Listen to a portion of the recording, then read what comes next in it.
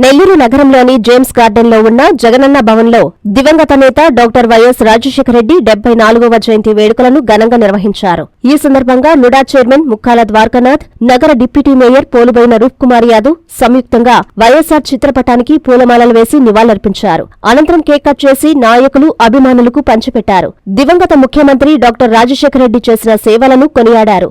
ఆయన ప్రజాసేవ మరువలేనిదన్నారు. వైఎస్సార్ బాటలోని జగనన్న పరిపాలన కొనసాగిస్తున్నారని తెలిపారు. ఈ కార్యక్రమంలో మూలాపేట శివాలయం చైర్మన్ లోకిరెడ్డి వెంకటేశ్వర్లు రెడ్డి, జిల్లా వైసీపీ నాయకులు దార్ల వెంకటేశ్వర్లు, కలికి శ్రీధర్ రెడ్డి, పలువురు కార్పొరేటర్లు, మైనారిటీ నాయకులు మునవర్, గండవరపు ద్వారకానాథరెడ్డి, నాయకులు వడ్లమూడి చంద్ర, అల్లంపాటి జనార్దన్ రెడ్డి తదితరులు పాల్గొన్నారు.